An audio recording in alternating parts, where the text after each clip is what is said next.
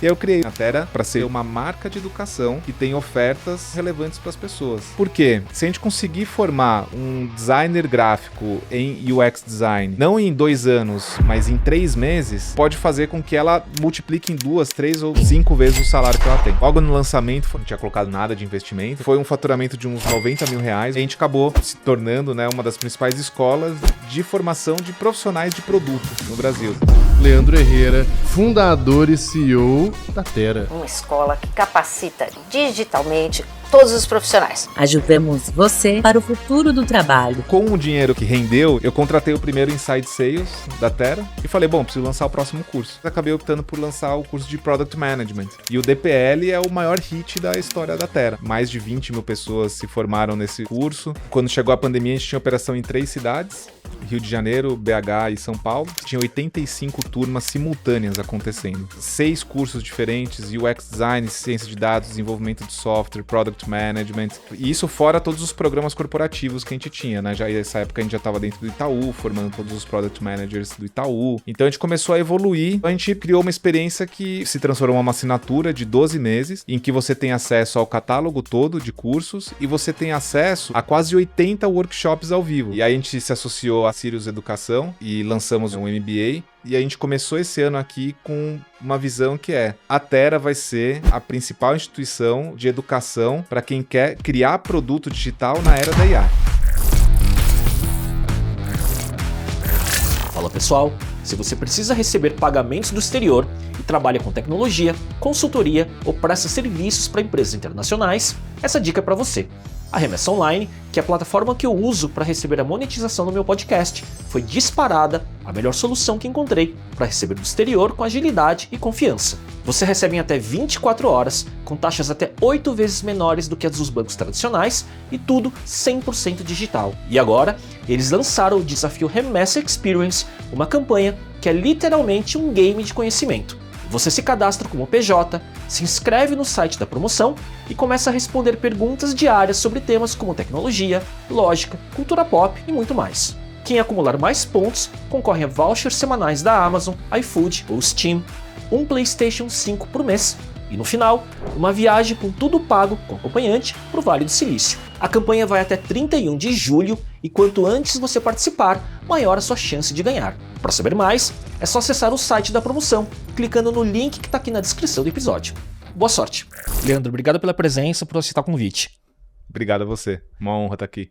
E o nosso conector em comum, o nosso amigo em comum, a gente estava falando bem ou mal dele antes de começar a gravação, né? O Vinícius Porto, hoje CMO da Cinemark. Muito bom ter reconectado, porque a lembrança que eu tenho de você é da época da Endeavor, né? E quanto tempo atrás isso? Bom, eu entrei na Endeavor em 2010, então tá fazendo 15 anos. Caramba, faz 15 anos. 15 anos.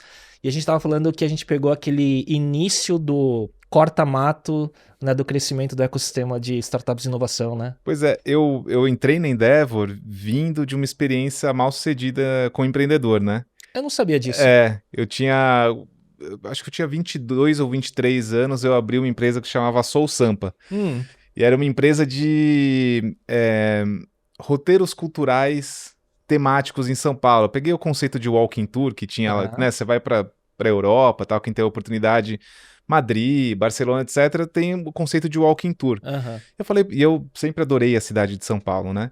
Então eu falei, pô, por que as pessoas não conhecem a cidade de São Paulo? Por que elas não exploram mais e tal?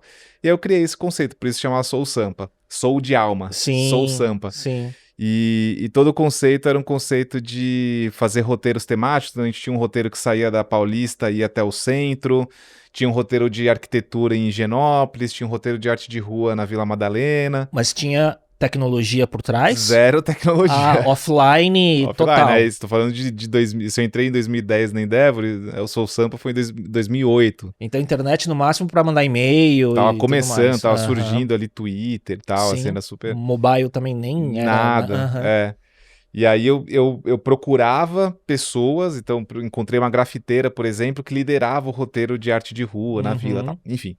Então eu fiz esse negócio, só que era um negócio que, sim, todos os elementos dele eram fadados ao fracasso, de certa forma, né? Você foi descobrir depois, quando você se aprofundou em modelos de negócio, escalabilidade, né? Então, depois que eu fiz 1 ano e meio do Soul Sampa, e aí tive muitas histórias boas, mas pouco sucesso aí como negócio, eu falei, bom, eu preciso realmente aprender esse negócio de empreender, né? E aí eu já conhecia a Endeavor e foi quando eu fui pra lá. E aí, parênteses, só pra conectar com esse negócio de que era tudo mato, né? Quando eu entrei na Endeavor, eu entrei na área de cultura empreendedora. Em 2010, nossa missão na área de cultura empreendedora era levar informação para o público de que empreender era uma opção de carreira. Naquele momento, na Endeavor, né? Que hoje, Exatamente. quando a gente olha onde está a Endeavor na cultura empreendedora brasileira, né? Óbvio que já vem do mercado global, nunca se pensaria isso nesse momento onde está tudo tão enraizado e o trabalho já está consolidado, né? Exatamente. Cultura empreendedora. Então, quer dizer, era quase educar o mercado de que era possível já em modelos escaláveis, né? Acho que no caso da Endeavor. Assim, se falava, não tinha o conceito de scale-up, né? Não tinha mas tinha essa história, assim, de já apoiar empreendedores que tivessem passado algumas etapas a ponto de serem exemplo para quem estava mais no começo, né? Então a Endeavor sempre trabalhou muito esse conceito de exemplo, e óbvio que a dimensão disso ao longo do tempo foi mudando muito, né? Até chegar nos unicórnios, etc. Naquela época estava muito longe disso, mas o empreendedor que talvez faturasse 10 milhões de reais lá em 2010 era um empreendedor que, a depender do modelo de negócio, da inovação, poderia estar entrando na Endeavor. Hoje isso não é mais possível.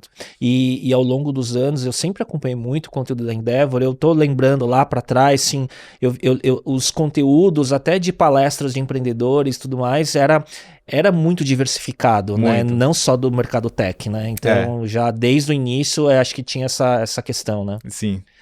E o que te levou, né? Porque quando você entra na Endeavor e você fala, né, era para trazer a cultura empreendedora para o mercado naquele momento, de certa forma você já estava tocando o mercado de educação, né? E o que te atraiu no mercado de educação e qual foi o caminho de Endeavor para a tese que deu origem à Terra? É curioso, porque quando eu entrei, depois de passar por esse período aí empreendendo, eu acabei chegando na Endeavor justamente no momento que a Endeavor queria usar os canais digitais, porque estava começando, né, essa história toda de digital e tal, para levar o máximo de conteúdo sobre empreendedorismo para o máximo possível de pessoas. A Endeavor já tinha uns 10 anos de atuação no Brasil, já tinha uma rede de mentores muito grande, já tinha alguns bons empreendedores, né, na rede também.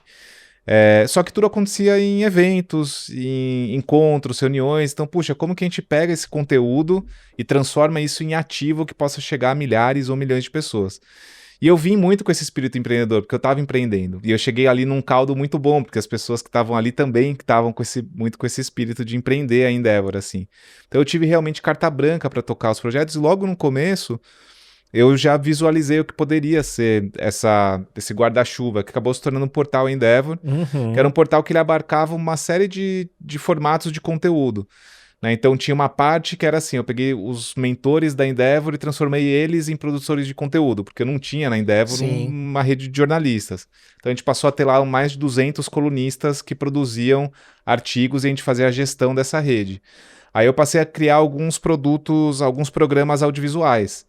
Então tinha lá as palestras da Endeavor que aconteciam lá no INSPER, que eu dei uma recalchutada nelas, deixei com um cenário mais bacana e tal. E aí eu criei o Day One, que acho que foi um programa muito bacana que virou uma referência de empreendedores contando as suas histórias, um pouco inspirado no TED, mas com essa história de assim, realmente um storytelling para empreendedores contarem a jornada toda até onde eles conseguiram chegar, com coisas muito pessoais e tal. E que virou um desejo de consumo de muito empreendedor ser convidado para o Day One anualmente, né? Exatamente. E aí, então, eu realmente tive esse período empreendedor na Endeavor por 4 anos, e quando estava chegando já no final, já estava começando essa coisa de curso à distância, de curso online e tal. Os mocks estavam começando. E aí eu fiquei, puxa, tem alguma coisa aqui, talvez meu próximo passo, né? Eu já sabia que eu ia empreender, eu tinha isso aqui desde muito, mas talvez meu próximo passo seja então empreender em educação, continuar isso, né, da educação adulta. E comecei a ver que fora do Brasil surgia um conceito que ninguém estava falando aqui, que era Coding Bootcamps. Uhum. Eu falei, puxa, o que é esse negócio, né, de Coding Bootcamps? O primeiro que eu descobri chamava General Assembly. E ele era um coworking, que dentro do coworking eles fizeram uma escolinha, e aí a escolinha ficou maior do que o coworking, né? Então, mas por ele ter nascido como um coworking, ele tinha um pouco dessa vibe de uma escola meio desconstruída, de um escritório que era super moderno, etc. E ali aconteciam as aulas com uma lógica de arquibancada, uma coisa toda diferente, E né? que já traz uma semente de comunidade? Já traz totalmente uma semente de comunidade já no início, assim. E o que o General Assembly ensinava? Técnicas de SEO, marketing digital, UX design. Ninguém falava de UX design no Brasil. Product management, ciência de dados e tal. E aí eu olhei aquilo e fiquei fascinado. Tanto é que quando eu saí da Endeavor, a primeira coisa que eu fiz foi pegar um avião e ir para São Francisco. Para fazer o curso. Para fazer um curso lá, que eu fiz um curso de Design Thinking de dois dias, mas eu queria trazer o General Assembly para o Brasil. Eu fiquei louco com o General Assembly, eu preciso trazer isso para o Brasil e tal. E aí eu consegui falar com uma das pessoas lá, não lembro exatamente quem me atendeu, ela falou, assim, eu acho que eles tinham 3 offices já nos Estados Unidos, eles quando venderam tinham 19, né? Foi um modelo que foi bem intensivo em real estate, né? No final, o General Assembly especificamente, mas...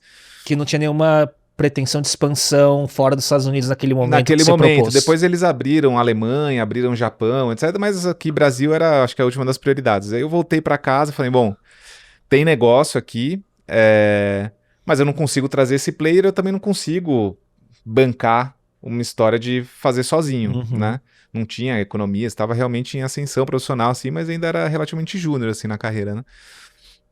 Falei, bom, vou esperar um pouco. Nesse meio tempo, Marcelo Nakagawa, que era um dos mentores lá da Endeavor, falou, poxa, você não quer dar aula aqui na FIAP? Você fez tanta coisa bacana aí na Endeavor, etc. Você está saindo aí da Endeavor, vem dar aula aqui. E aí eu fui, eles estavam começando um projeto lá novo, um projeto de verão e tal, e eu acabei fazendo aula de marketing de conteúdo, growth, alguma coisa assim, eu não lembro exatamente qual era o título, mas era na intersecção de marketing e growth. E, foi muito legal, né? Eu adorei. E foi uma reconexão, né? Porque a gente não falou um pouco sobre o histórico, mas o meu primeiro emprego foi como professor de inglês, né? Com 17 anos. Caramba! Que foi super por acaso também que aconteceu, mas, enfim, voltei a esse contexto de dar aula, né? E aí foi muito legal isso, né?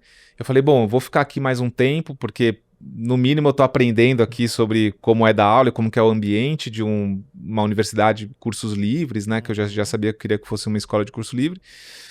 E aí, mais ou menos nesse período, surgiu a oportunidade de eu ir para a Geek. E a Geek, na época, era 2014, ela era, assim, talvez a principal edtech, né, do Brasil, né? Tinha o Claudio Sasaki, que estava muito, assim, falando muito sobre inteligência artificial em educação básica, falando muito de impacto já e tudo naquela mais. época. Naquela época, exatamente.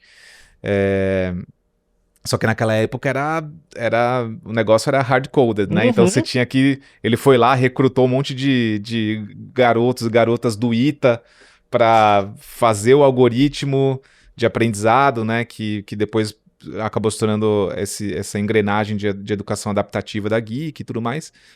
E aí surgiu a oportunidade de liderar growth ali na Geek, enquanto eu estava dando aula na FIAP, e eu falei, bom, melhor dos dois mundos, né? Porque eu aprendo um pouco mais sobre essa coisa de escalar uma empresa. Eles tinham acabado de receber um Series B da Omidyar, né? Do fundo do Pierre Omidyar, do fundador da eBay.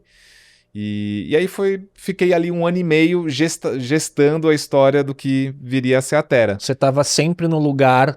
Desde quando você estava na Endeavor, construindo toda, né, essa máquina de conteúdo, sempre no lugar, somando os conhecimentos, as caixinhas, para depois criar o seu negócio, né? Exatamente. É muito... depois aquela coisa, né, você consegue ligar os pontos depois, né? Mas faz todo sentido. E em que momento você falou, agora é a hora e eu vou começar a Terra, e a sua tese original já estava bem informada por conta de tudo que você já estava vivendo? Tá, vários dos pontos sim, né? Eu brinco que eu tive, assim, quando eu comecei quando eu não consegui me aguentar mais, né? Então, assim, eu não aguento mais, eu preciso tirar essa ideia da gaveta, etc. E aí eu pedi demissão da Geek, no dia 1º de agosto eu estava pronto para tocar só a Terra. 1º de agosto de 2016 eu achava que eu estava com tudo muito claro. Mas é interessante porque quando eu me vi nesse lugar, eu também passei um tempo derrapando. Muito em dúvida se aquilo que eu achava que era o certo era mesmo, com muito medo de tomar decisões, né, no começo. Muitas noites em claro, muita insônia, né? Eu tenho uma certa, hoje mais controlada, assim, mas uma ansiedade que me pega na insônia, né? Quando eu tô, assim, muito tomado pelas ideias Eu sou e assim tal. também, né? E eu fiquei um tempo, assim, bem difícil a ponto de eu achar que eu não ia conseguir fazer. E isso porque você estava em lugares como a Endeavor e tudo mais, que te preparou com conteúdo para saber como testar, como fazer seu MVP. Exatamente. Você estava vendo os cases em sua volta, né? Exatamente. Que te preparariam para saber o passo a passo de como você testar uma ideia, né? Exatamente. E tudo que eu achava que eu tinha muita certeza, de repente eu não tinha mais certeza. E aí eu levei 6 meses para começar a operação da Terra de fato, né? Mas quando as coisas se encaixaram, elas se encaixaram justamente no lugar que eu achava que elas... Levou o tempo necessário. Levou o tempo necessário, eu acho, né? Que era... E muitas das coisas que eu continuo acreditando até hoje, né? Primeiro que educação é um negócio de marca, né? Então eu queria, assim, que a marca fosse uma marca muito distintiva. Por isso que a logomarca da Terra é um carimbo, né? Você vai ver a logomarca da Terra, ela é em preto, em negativo, o Terra escrito e um retângulo. Então, como se fosse um carimbo, né? Isso desde o começo era intencional. E aí um negócio de marca, óbvio, né? Eu tô falando da logomarca, mas aí expandindo, comunidade, né? Então as pessoas quererem fazer parte disso. Eu tenho uma clareza muito grande que toda relação que a gente tem com marcas de educação, ela é muito afetiva.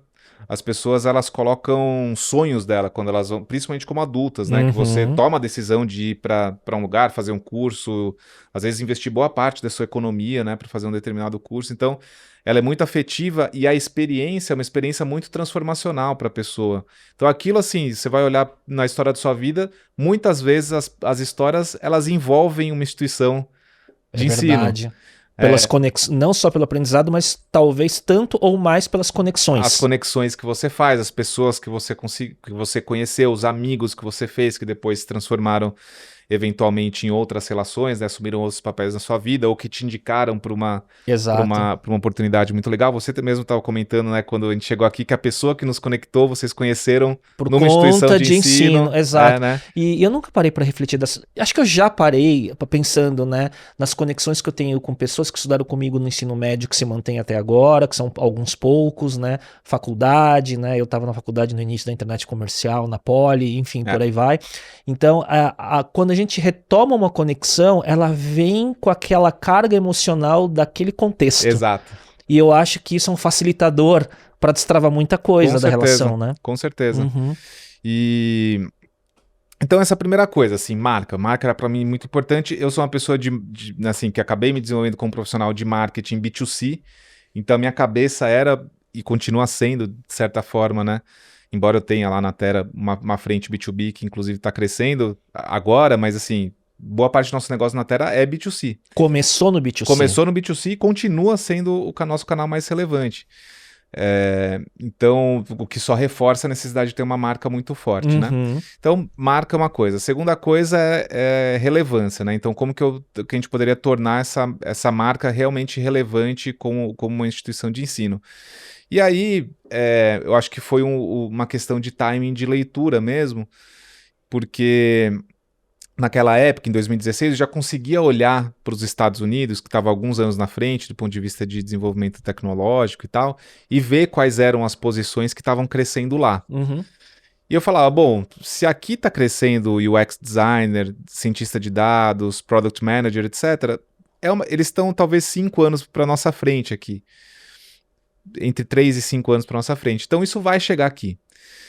Então vou antecipar esse movimento, começar a trazer os currículos de lá para cá, porque se a gente conseguir formar um designer gráfico em UX design, não em 2 anos, mas em 3 meses, qual que é o ganho de mobilidade social que essa pessoa pode ter? Né, dela ter transacionado de profissão e entrado cedo numa avenida que pode fazer com que ela multiplique em 2, 3 ou Sim. 5 vezes Timing. o salário que ela tem. Uhum. Timing, né? Uhum. Então, por isso que a gente acabou escolhendo, inclusive, essas profissões, as profissões que a gente fala é uma escola de tecnologia, mas no final são várias camadas, né? Exato. Várias funções que estão relacionadas à criação de produtos digitais, E né? que tem muita coisa que é transversal a negócios, né? Exatamente. Né? Não só o skill técnico vertical de um tema, né? Isso. E um ponto relevante de tudo que você está falando, num momento, a gente tem que lembrar, porque assim, agora é meio óbvio, né? O mercado tem mais players e tudo mais, mas naquele momento a curva da demanda estava começando a crescer, Tava começando. coisa que começou a virar, né? Enfim, depois anos adiante, uma competição de mercado pela escassez de profissionais, né? Exatamente, exatamente. Então, e na época a gente começou, tinham 3 players, era a Terra, a Gama, Do do Gui, né, que já veio aqui, Sim, que tá na Link agora. tá na Link, e a Mastertech, da Camila Chute e do Sim. Felipe Barreiros, que eu inclusive tava falando com ele hoje. Então, assim, não tinham muitos players também nesse segmento, né? Depois entrou um monte de gente, depois saiu um monte de gente também. Sim. Então a gente pode falar, assim, sobre tudo que eu vi Exato. dentro desse lugar. E o que mantém essa longevidade do negócio que a gente pode falar um pouco adiante. Sim, né? total. E aí, então, a segunda parte da tese era como ser relevante. Ser relevante é uma função de conseguir entregar uma experiência que a pessoa aprenda em pouco tempo e que isso tenha muito impacto na vida dela, Uhum. né? E a terceira parte era a parte que também conecta. Para mim, no final, tudo volta para a marca, tá? Mas que é a parte da experiência, né? E nesse sentido, as experiências que eu tive como professor na FIAP, na SPM, sem absolutamente nenhum demérito a essas instituições, mas quando eu entrei para dar aula nesses lugares, eu vi uma sala de aula muito parecida com a aula que eu De 20 via, e 30 anos atrás. às vezes na Geek, que eu ia visitar uma escola de ensino médio, eu entrava e falava, puxa, a aula de social media que está acontecendo aqui nesse prédio é a mesma aula de matemática que está acontecendo naquela escola que eu fui visitar de manhã. A forma. E a experiência. Exatamente, a forma e a experiência. Eu falei, puxa, eu acho que aqui também tem um lugar. Tanto é que a Terra começou como uma escola presencial. Sim. E foi uma escola presencial por 4 anos, né? 100% presencial. Mas a nossa operação foi toda em coworking. Então, eu não tinha o meu prédio. Eu tinha operações descentralizadas em coworkings. Por quê? Coworking era o que tinha de mais moderno. Como uma experiência que estava entre vamos dizer assim, o corporativo e o descolado de uma startup. Então não era apenas porque eu quero ser asset light por conta de custo, era pelo design do negócio mesmo. Pelo design do negócio, exatamente. E aí, óbvio, né, a nossa sala era uma sala toda desconstruída, as pessoas sentavam em grupo, mudavam de lugar, tinha toda a parte muito prática, né, que foi um dos elementos que a gente também assumiu desde o início. Então essas 3 coisas, marca, relevância e experiência, que eu tento sustentar dentro da nossa história e dentro do nosso jeito de fazer, mesmo a gente tendo passado por pelo menos 3 pivôs até o momento que a gente tem hoje, ser algo completamente diferente daquilo que começou. E aí, contando essa trajetória, né, desse momento que você começou com esses 3 pilares como os valores que iam formar, né, essa essência da Terra, né, você teve tração rápida no início? Você achou esse product market fit rápido em cima da tese inicial, ou você teve que fazer muitos ajustes para começar a pegar a primeira tração? Então, foi curioso também, porque dentro dessa lógica de comunidade da Terra tem toda a questão dos experts, né? Então, a nossa rede chegou a ter 400 experts associados, né? Mas quando começou mesmo, eu comecei com a seguinte tese: eu vou fazer um curso de UX Design de 12 semanas, com aulas 2 vezes por semana, bem intensivo. Eu criei uma landing page, acho que eu contratei inclusive um escritorinho, uma agencinha e tal para fazer uma landing page, já tinha a marca eu tinha feito direitinho e tal desde o começo. Criei essa landing page coloquei lá um botão de inscreva-se no processo seletivo. E esse botão, ele tava lá vinculado numa automaçãozinha que eu fiz lá com MailChimp, com Calendly. E então a pessoa caía dentro Que de até hoje funciona muito bem. Muito essa... bem, exatamente. Aí caía num Calendly, no Calendly a pessoa escolhia um horário para falar com um consultor da Terra, que no caso era eu. E essa foi a base que eu criei, e eu falei, bom, preciso levar tráfego para essa página aqui. E aí eu consegui que o Cubo me desse acesso à newsletter deles. Minha operação foi no Cubo, né? Eles não só deram a sala, como deram a newsletter para eu fazer uma ativação. Nossa, você ganhou canal. Ganhei canal. E aí eu lembro direitinho, cara, assim, era janeiro de 2017. Fez um disparo lá no Cubo, começou a pingar entrevista. Base hiper qualificada. Super né? qualificada. Era a época do Flávio ainda lá? Era, comecinho começo do começo. Era o cubinho ali, né? Sim. E... Eu fiz em 15 ou 16... Não, 15, porque o Mandarina foi até 2015. Eu fiz um evento do Mandarina com os entrevistados, o que a gente chamava de aluminais, lá no auditório. Aí, então. E aí, cara, começou a cair entrevista. Eu acho que assim, logo no lançamento foram umas 30 entrevistas agendadas. E eu queria, basicamente, assim, testar o funil, né? Então, das pessoas que chegam na landing page, quantas clicam no botão, das que clicam no botão, quantas agendam entrevista, das que agendam entrevista, quantas aparecem, Sim. das que aparecem, quantas compram. Cara, moral da história, depois de 30 dias, eu coloquei ali um target de 25 pessoas para fechar. Eu fiz 50 entrevistas, vendi 25 posições. 50% de 50% de conversão. Uhum. E foi um faturamento de uns R$90 mil, mais ou menos. Não tinha colocado nada de investimento, né? Assim, Sim. óbvio, né? Meu tempo e um pouquinho que eu tinha feito ali dos Pra uma turma. Para uma turma. E qual era o curso? Curso de UX Design. Já era de UX, tá? E aí, à medida que as entrevistas foram caindo, eu falei, pô, esse negócio vai dar certo, eu preciso montar de fato o curso. Aí eu comecei a trazer os professores que eu vinha me relacionando há vários meses, né? Eu trouxe um coordenador, o Ricardo, que foi o coordenador do curso de UX Design. Comecei a procurar, cara, quem que tá fazendo UX Design no Brasil? Fui atrás de gente do Google, fui atrás de gente da... Caramba. E aí, cara, em 45 dias eu montei ali o programa, que também já veio com algumas características que permanecem até hoje. Então, uma delas na maioria das vezes você vai fazer um curso, você tem um professor. Porque para a instituição de ensino é mais fácil você gerenciar um professor do que fazer um curso que você tem 10 professores. Sim. Na Terra, a gente sempre fez curso que os professores mudam praticamente a cada aula. Então, você vai fazer um curso com 20 aulas, você provavelmente vai se relacionar com 12 a 15 professores. Então você tem um conteúdo programático onde cada pedacinho, cada módulo é um professor. É um professor, exatamente. Que vai dando a sequência para dar toda... Enfim. Isso, a gente tem o nosso time de design instrucional que faz a liga para garantir, né, que tem continuidade, mas o que a gente percebeu é que as pessoas valorizam o fato de poder, numa aula, estar com o Léo, na outra tá com a Luísa. Sempre tem uma novidade. Outra, sempre tem uma novidade. Na didática. Exatamente. Porque fora o conteúdo programático, tem algo mais da vivência daquela pessoa que vai ser trazida nos contextos, né, do que está sendo explicado, né? Exatamente. Então isso também virou um elemento, assim, né, da nossa experiência. E aí, com o dinheiro que rendeu depois de pagar todos os professores, etc., eu contratei o primeiro Inside Sales da Terra e abri a segunda turma de UX Design e falei, bom, preciso lançar o próximo curso.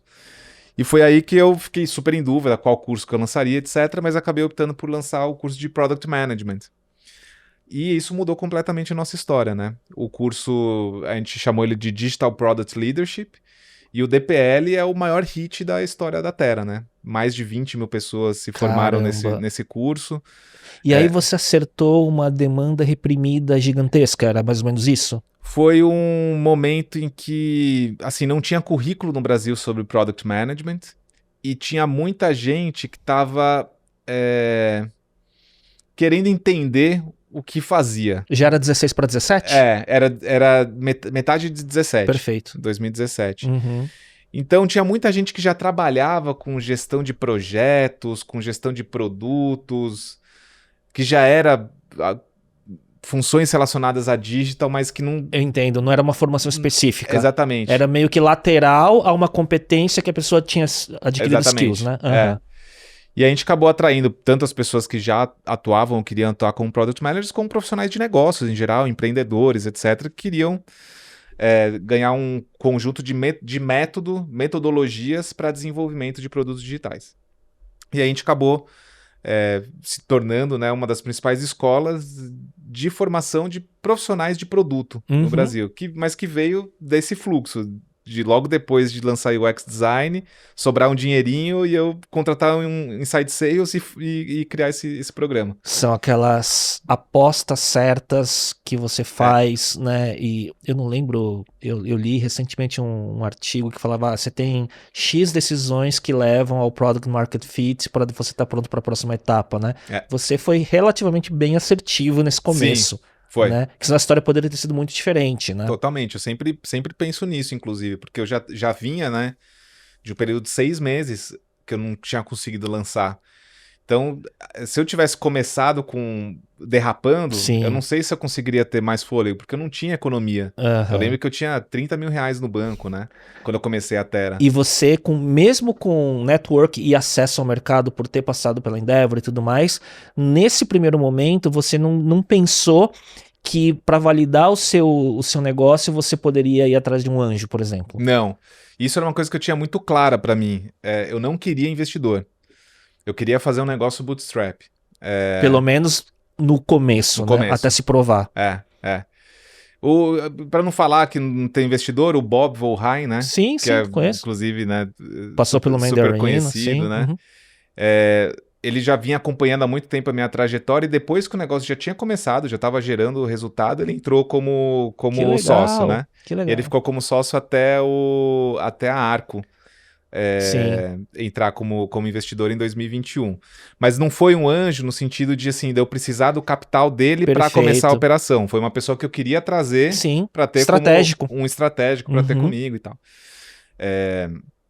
E eu queria realmente fazer um negócio bootstrap porque eu queria... Bom, primeiro eu achava que não adiantava colocar um caminhão de dinheiro que não ia crescer mais rápido. E segundo, eu achava... Ou ia crescer ineficiente, e aquela coisa toda que a gente sabe, né? E depois eu pude provar esse ponto, porque eu vi players entrando no mesmo território com mais dinheiro, muito mais dinheiro, às vezes 100 milhões de reais de investimento. Dando passos largos, sem ter a base bem formada. Sem ter a base e depois fecharam a operação e tal. E também eu não queria um negócio que ficasse muito incentivado pelo retorno aos acionistas, quando a gente estava tentando encontrar o que era o nosso método de ensino e tal. O tempo de educação ele é muito diferente, assim, né? Então eu queria realmente fazer um negócio que fosse bootstrap e a gente foi super bem sucedido Muito legal. nessa história. E todo o nosso crescimento, os primeiros 4 anos, a gente não investiu R$1 em mídia, então foi 100% orgânico. Então a tese da marca, da distintividade, da experiência, todo se provou. Qualidade da experiência, então muito referral, muita indicação provavelmente, foi construindo reputação. Isso. A comunidade foi crescendo junto. Exato. E aí vocês foram trabalhando essa comunidade com conteúdo, como que vocês foram conectando tudo isso? Então, muito conteúdo, né? Muito inbound. Até hoje a gente faz, né? Conteúdo gratuito, toda a forma de captação que a gente pode para gerar awareness em relação aos temas que a gente trabalha.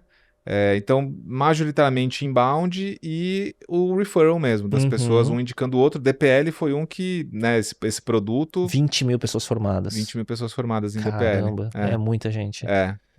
E muita gente que, assim, que tá no mercado, você vai ver GPMs, heads de produto, etc. Fala, pô, eu fiz aquele curso de vocês lá em 2018, como que é? É o DPL. O DPL, todo mundo lembra do DPL. Branding bom do curso, inclusive, não só da marca. Né? Exatamente.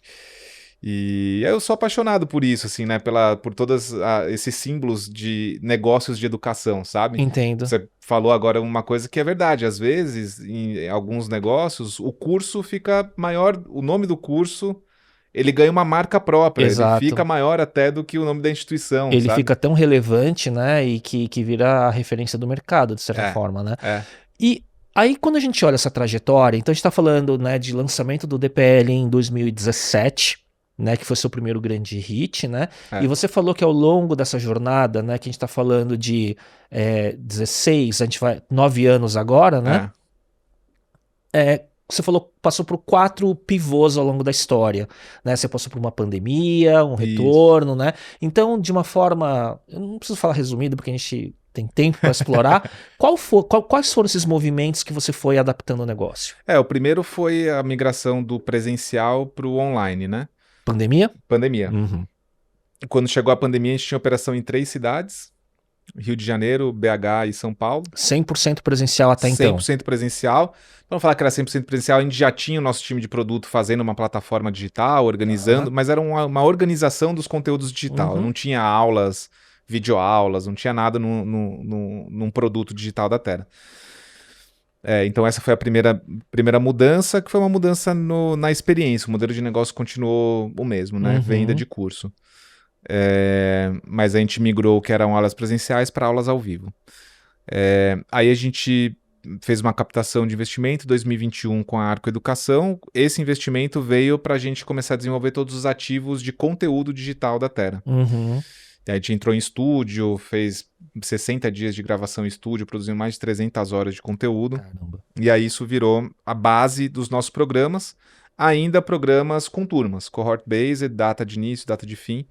Quando chegou meados de agosto de 2022, eu lembro direitinho que a gente tinha 85 turmas simultâneas acontecendo. Caramba. Uma começando, uma terminando, uma no meio, 6 cursos diferentes, UX Design, Ciência de Dados, Desenvolvimento de Software, Product Management. Então, assim, cara, era uma loucura fazer... Isso fora todos os programas corporativos que a gente tinha, né? Já nessa época a gente já estava dentro do Itaú, formando todos os Product Managers do Itaú, tudo mais. Então, assim, ficou uma operação do ponto de vista de serviço muito, muito... Essas 85 que você falou, né? Turmas Isso. simultâneas em vários momentos de início, meio e fim, B2C, mas esse B2B que vocês começaram, Isso. né? Em company, enfim. E com que estrutura, né? Qual o tamanho de headcount? Como que estava esse momento? Então, nesse momento a gente tinha mais ou menos 110 pessoas no time. E boa parte, eu diria que 65% era esse time de operações, né? E para você, só uma curiosidade, para você como empreendedor ansioso que não dorme à noite às vezes, foi fácil, assim, escalar junto? Não, foi difícil. Porque, né, enfim. Foi bem difícil. Uhum. E foi, no final, foi o que também nos levou ao último pivô, né? Que a gente fez o penúltimo pivô.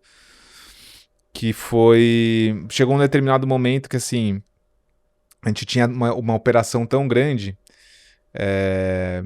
e tão calcada em serviço que o negócio ficou lento, ficou pesado, né? Ficou difícil de tocar. E foi justamente o mesmo momento que o mercado deu uma esfriada, né? Então o inverno tech, que todo mundo... A gente tem um inverno tech que ele pegou diretamente o mercado de educação. Porque as empresas pararam de investir em treinamento. Pararam. Sim, congelou. E as pessoas, naturalmente, ficaram mais receosas de investir também. Então, elas continuaram investindo. Então, um dos fatores para a gente ter sobrevivido foi o fato de a gente ser muito forte no B2C. O que ninguém acha que é possível. Porque geralmente a primeira recomendação que você faz é, puxa, o negócio B2B é mais forte do que o negócio B2C. Ticket mais alto e por aí vai, né? Mas todos os players que ficaram pelo caminho eram players que estavam com uma tese muito forte no B2B e crescendo muito no B2B. Eram players que estavam assim, ano contra ano, crescendo 2, 3 vezes no B2B. Então foi uma coisa assim, muito, muito brutal mesmo, né? E que, infelizmente, é um sintoma. Se o calo aperta, nas empresas ainda... Corta o budget. Educação é um dos lugares que vai cortar mais rapidamente o budget. Então o fato da gente ser B2C salvou a gente nesse lugar. Mas a gente teve que desescalar, né? Então a gente teve que começar a pensar, puxa, como eu consigo continuar entregando uma experiência Tera, mas eu não consigo mais sustentar uma estrutura de operação e de serviço tão grande. E você viu essa curva diminuindo da demanda Isso. e vocês tiveram que olhar, putz, então assim, tá diminuindo, corporativo tá secando, B2C ainda tem demanda, só que reduzida. Exatamente. E aí rescala Exatamente. para sobreviver. Exatamente. Aham. Então, esse processo começou em 2022.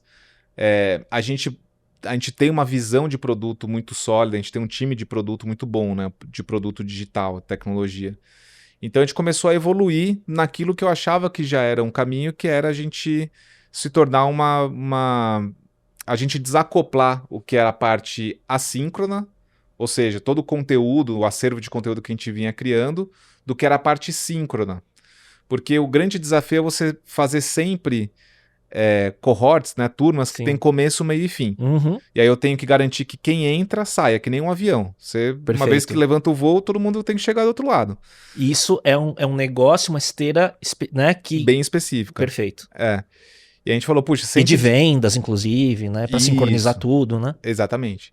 Então, pra gente conseguir escalar, a gente precisava desacoplar as duas coisas, com ganhos e perdas no caminho. Mas a gente foi conversar com a nossa rede, né, com nossos estudantes, etc. E a gente descobriu que, assim, eles gostavam muito da flexibilidade do conteúdo gravado. Uhum. E eles gostavam da flexibilidade em geral. Então, se eles pudessem ter aulas ao vivo, mas não necessariamente isso acoplado a uma turma com começo, meio e fim, que eu teria que estar lá toda segunda e quarta, por vários dias, por várias semanas, etc., o valor percebido era o mesmo. Então a gente criou uma experiência que, uma vez que você... E esse foi o pivô de modelo de negócios, que se transformou em uma assinatura de 12 meses, em que você tem acesso ao catálogo todo de cursos e você tem acesso, ao longo do ano, a quase 80 workshops ao vivo. Então, se eu comprasse uma turma de DPL, eu teria 15 aulas ao vivo. Uhum. Eu falei, o modelo que a gente virou, a gente conseguiu fazer um mais, porque eu dei mais acesso a catálogo e no lugar de 15 aulas que você faria numa turma, eu tô te dando a possibilidade de entrar em 80 aulas, mas você define qual aula que você quer entrar. Então eu posso, por exemplo, fazer... Eu tô em DPL, eu posso fazer uma aula ao vivo e a aula seguinte, que eu não consegui fazer ao vivo, eu tenho acervo Você tem acervo. assíncrono.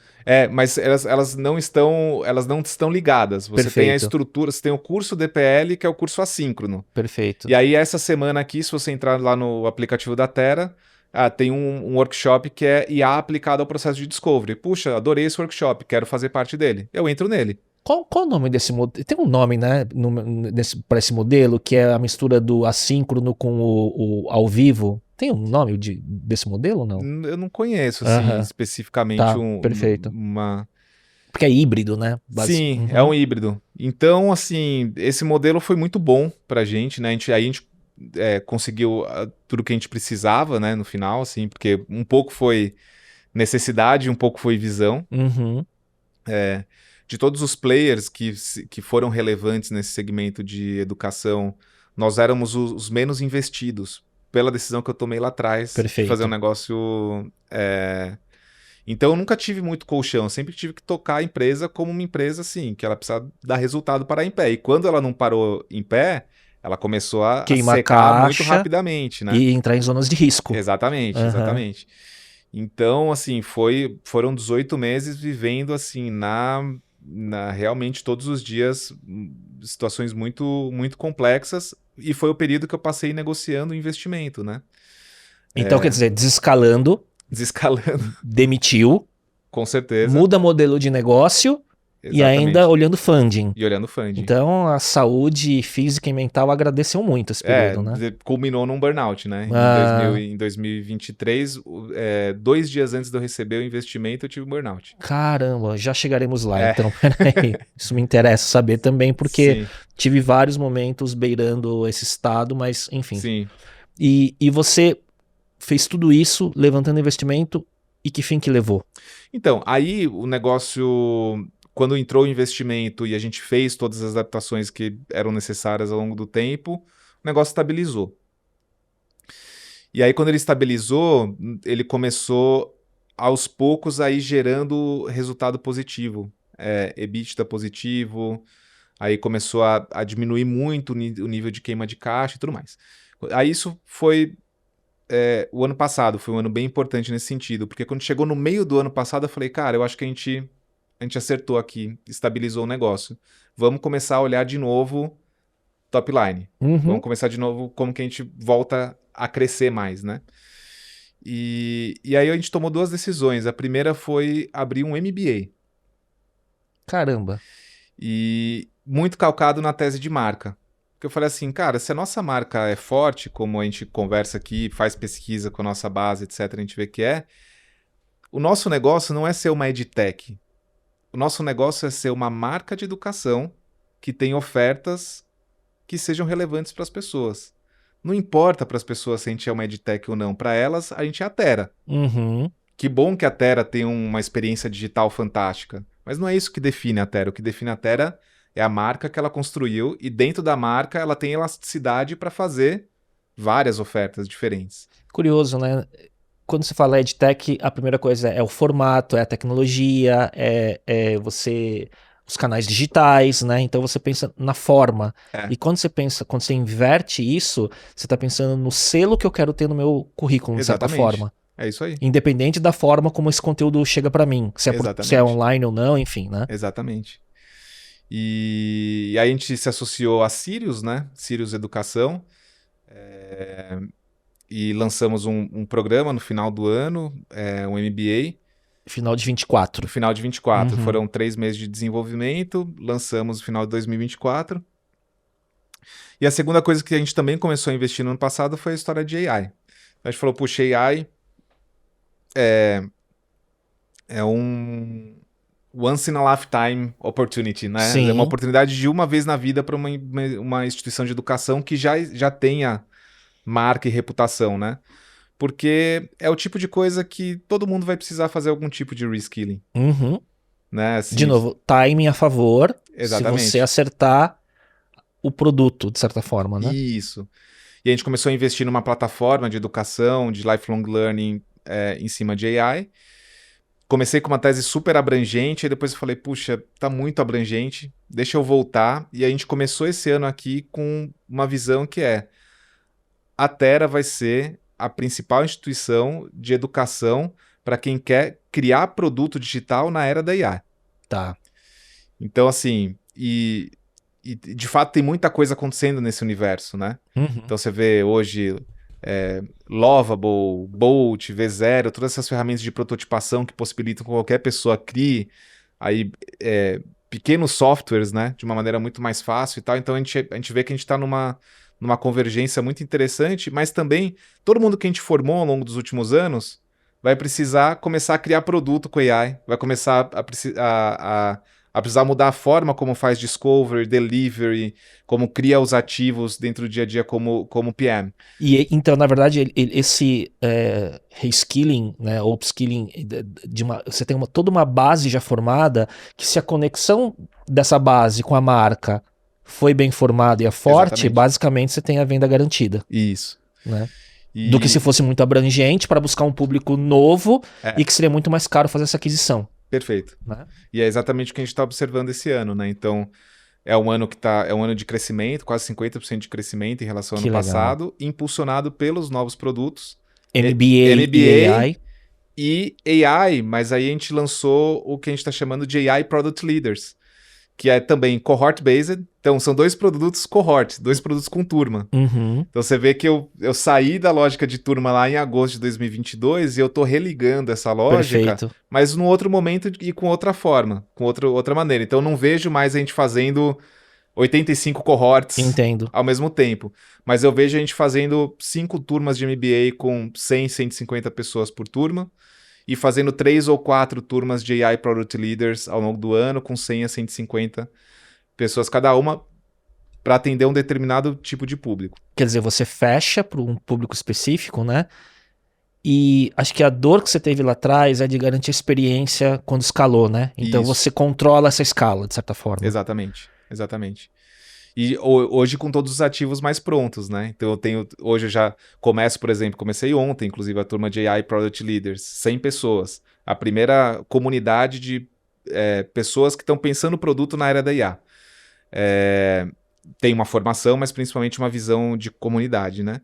Já começou com todo o stack de experiência digital, já começou com mais de 50 tutoriais que a pessoa consegue acessar sobre como usar AI nos seus fluxos, automação, etc. Então, tudo que eu não tinha há 2, 3 anos atrás, eu desenvolvi e agora eu consigo inserir isso dentro de uma oferta, que é uma oferta cohort-based, que é justamente a oferta que a gente tentou ao longo do tempo ir desescalando, né? Você acha que esse momento, ele se assemelha àquele momento que você acertou a mão com o DPL lá nos 100%. no início, porque me parece muito similar, né? 100%. Então você acertou, cresceu, mudou o formato, mudou o modelo, teve que andar de lado um pouco para ter a sobrevivência, acertar, né, de novo o modelo de negócio, para a hora que apareceu a oportunidade, tipo, a base era sólida o suficiente, saudável para voltar a crescer. Exatamente.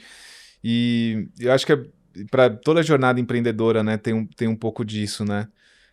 O tempo é muito importante, né, Léo? Você que já empreende há muito tempo também, né? Por isso que aquela lógica lá, cara, a primeira regra é não morra. Porque se você não morrer... E show up, né? E show up. Continua, né, aparecendo, né? Porque, cara, é incrível como as coisas mudam, né? Como há 2 anos eu nem ia imaginar que ia ter uma coisa como inteligência artificial, que seria um sopro no meu negócio, né? Que a gente estaria numa posição de uma escola muito forte de produto no momento em que, cara, todo o stack de criação de produto está sendo transformado e que aí, de repente, eu tenho 50 mil product managers no Brasil que vão precisar passar por um processo de reskilling e eu posso ser relevante na vida deles de novo, assim como eu fui nos últimos 5 anos, né? E com uma velocidade de transformação tão mais acelerada, né? Exatamente. Por conta de AI, que a demanda é praticamente garantida, né? Muito forte. Tanto é que a gente acabou nessa turma aqui, 40% da turma foi fechado com pessoas que estudaram com a gente antes. Perfeito. Né? Ou que estavam ali na nossa base e tudo mais, né? Que já conheciam a marca. Então, assim, é muito... E é mais interessante também, de certa maneira, você tá num território, tava vendo em 2021, já tem 4 anos que a gente está dentro de um grupo de empresas que é selecionado como as 100 principais edtechs da América Latina, né? Que é feito por um think tank que chama Holon IQ, que só olha educação no mundo. E eles fazem isso para América Latina, América do Norte, enfim, todos os continentes. E eu peguei de 2021, dos players brasileiros, cara, sobraram 3. Da sua época de fundação? Minha época. Não de fundação, de 3 anos atrás. Caramba, 4 anos atrás. Tão rápido. Então, assim, muita gente, infelizmente, ficou pelo caminho, né? Ao mesmo tempo, pra gente hoje é uma oportunidade incrível, porque tem menos players no mercado, tem menos concorrência, a nossa marca tá super forte, porque educação é um negócio de consistência, então Sim. faz diferença você ter 1 ano como escola ou 9 anos como escola.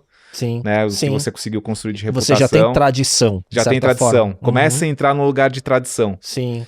Se você fizer uma matriz, né, das fortalezas das marcas de educação, você começa a mudar de quadrante, Exatamente. de certa forma. Porque sobreviveu com, né? Enfim. Exatamente. E menos gente querendo entrar também. Porque é um negócio difícil a educação. Perfeito. A educação é um negócio que ele é o mais pegadinha de todos. Porque todo mundo acha que é fácil, né? Assim, qual que é a barreira de entrada para criar um curso? Nenhuma. Conteúdo, plataforma, distribuição. Autoridade, né? Uhum. Só que o que mais acontece no meio de educação é voo de galinha. Sim. Né, que você vai e faz uma turma e às vezes você consegue entregar, mas você vê, cara, que é difícil fazer atendimento a estudante, é difícil você ter consistência no modelo de entrega, é difícil você escalar. Eu nunca esqueço como foi difícil pra gente. A gente fazia assim, uma turma, aí terminava uma turma, começava outra turma, aí terminava outra turma, começava outra turma. Linear. Você lembra que eu falei que a gente chegou a 85 Sim. turmas simultâneas? Quando a gente saiu de uma turma para 2, cara, foi um caos simultâneo. Cara, fazer 2 turmas ao mesmo tempo pra gente já foi assim, cara, um salto quântico, entendeu? Apareceram complexidades que vocês não imaginavam. Exatamente. Só de ter uma a mais. Exatamente. Uhum. Então é um negócio assim que você tem que ir com muito cautela. E se eu falar que hoje assim, eu acho que não existe barreira de entrada, mas se existe diferencial competitivo, eu acho que existe muito, que é o quanto que você tem uma marca forte para um nicho específico. Mas uma pergunta nessa questão toda, que me parece assim, né, que esse momento, né, com essa, que me parece que é de menos de um ano para cá, com essa questão do MBA né, e da linha de produtos com AI e tudo mais, parece que renova um pouco os seus sonhos como empreendedor, né? Sim, De que mostram um horizonte mais longo e de mais escala, depois de você ter passado pela arrebentação da onda, né? 100%. 100%. Eu acho que sim. E eu acho que assim, também, né, para ser justo, eu acho que mudou o tipo de competição, tá? Então, ao mesmo tempo que eu acho que para fazer uma instituição de ensino, a barreira com outras marcas de ensino é mais direta, eu acho que tem a coisa de se criar ofertas de educação por meio de influência social, que isso sim aí é o contrário. Aí para mim é difícil conseguir fazer isso. Perfeito. O jogo mudou, né? Mudou Você bastante. competia com outras edtechs. Exatamente. E agora você compete até com instituições tradicionais. E com influenciadores. Perfeito. E com influenciadores, né? Então... Que vendem infoproduto. Que vendem infoproduto, exatamente. Olha só, então são competições múltiplas, na São verdade. múltiplas, Pelo mesmo ICP. Então, assim, ao mesmo tempo que é difícil você fazer uma instituição de ensino porque você precisa de tempo, né? Assim, 1 ano, 2 anos, 5 anos, 20 mil, 30 mil, 40 mil estudantes, etc. Ao mesmo tempo eu tenho já mais competição, principalmente na coisa de inteligência artificial, fragmentada. Perfeito. Por meio dos... Puxa, quem é a pessoa que influencia em UX design? Essa pessoa começa a ter uma oferta em AI. Quem é a pessoa que... Enfim, então Entendo. aí começa a se mexer por aí. E que muda também outra coisa, que é do ponto de vista do seu negócio, esse novo potencial de criar escala com seus novos produtos, muda por conta de AI também a forma como você vai escalar a operação também, Sim. né? Que não é mais só sobre headcount, mas sobre como você ser eficiente, né? Criando essa operação que não escala como você escalou em pessoas e custo, né? Exatamente. Que hoje é muito possível, né? Hoje é muito possível. Então, eu acho que hoje a gente já entendeu que a gente precisa ter um núcleo muito forte na Terra. É um time que ele precisa ser um núcleo forte e de alta qualidade. Mas tem muita coisa que a gente consegue operar por projeto. Então, por exemplo, eu preciso ter uma operação contínua de desenvolvimento de conteúdo em estúdio? Eu não preciso. Eu preciso entrar em estúdio 2 vezes por ano. Então, quando eu vou, monto o projeto por 3 meses, entro em estúdio, gravo 40, 50 horas e, cara, acabou. Tá Isso é um resolvido. projeto, entendeu? Eu não preciso ter um time de conteúdo que tá lá fixo, Custo etc. fixo. Custo fixo.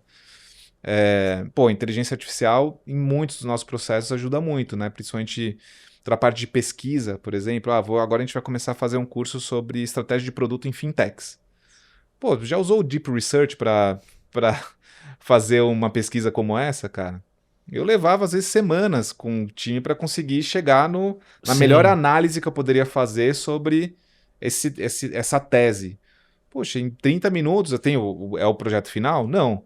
Mas, cara, eu tenho talvez 80% do que eu preciso com fonte para eu poder fazer a checagem. E que depois a questão humana entra para fazer essa curadoria e essa repaginação final, né? Mas isso é curioso porque, assim, no fundo, vocês têm que ser os maiores especialistas e usuários das novas tecnologias para criar, né, a própria entrega que vocês estão dando e olhar essa eficiência interna de como vocês estão crescendo, né? Exatamente.